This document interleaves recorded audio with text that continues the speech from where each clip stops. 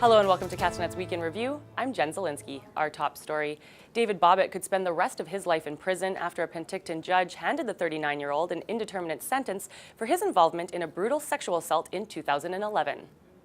Justice Peter Rogers called Bobbitt a psychopath, an untrustworthy historian who's profoundly self-centered. He went on to say Crown Counsel proved beyond a reasonable doubt that the assault carried out by Bobbitt in 2007 carried the weight of an indeterminate pattern of criminal behavior. Bobbitt violently assaulted a young woman at Dave's second-hand store in 2011 while her toddler was nearby. Bobbitt pleaded guilty to counts he was facing from the assault in April of 2013. Local residents and 5 First Nations in the Nicola region blocked haulers of unwanted biosolids along Highway 8 on Tuesday. Sewage waste is being brought in from the area of the regional district of the Central Okanagan to be spread on fields in the Merritt area. Those living in the valley are concerned with health and odor from the biosolids. The issue about just the stench from it, although it's not a health hazard, it's a quality of life issue for people there. The company responsible for hauling the waste has halted for the meantime, and the regional district of the Central Okanagan is looking at other options for West Kelowna's biosolids, such as sending it to the Clinton area instead of pushing it past the protesters. Thanks to a partnership between the provincial government and local municipalities, TELUS is investing $100 million to connect houses and businesses in West Kelowna and Kelowna to an advanced fiber optic network. The TELUS president of Broadband Networks made the announcement in West Kelowna alongside Premier Christy Clark and Chief Louis of the West Bank First Nations.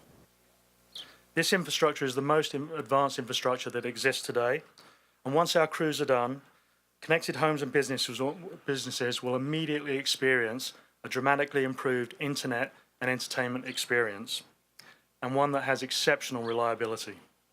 Residents will notice the difference immediately, and in the long term, their families and businesses will have more than enough capacity to meet their growing demands. No longer will network connectivity to your home or business be a constraint. The fiber optic network is 50% completed in Kelowna, while the work is just beginning in West Kelowna, with a completion date set for the end of this year. Record-breaking temperatures continued this week, with highs in Kelowna reaching 18.6 on Monday. On average, temperatures across the valley were 5 to 7 degrees above normal, according to Environment Canada.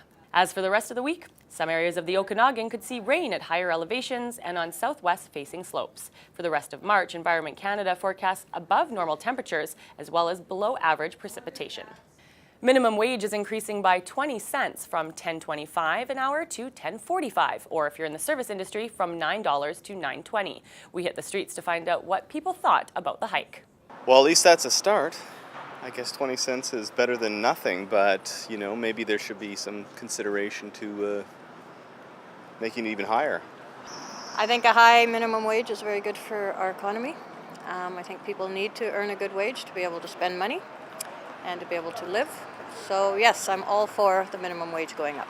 I think it's enough, because I think if it goes too high, then small businesses will suffer because they can't afford to pay people that kind of money. Whereas bigger businesses, it's not necessarily a huge deal, I guess, but the small businesses will definitely suffer. Well, that wraps up Castanet's Week in Review. I'm Jen Zielinski. Thanks for watching. Remember to send your news tips to news@castanet.net and follow us on Twitter @CastanetNews.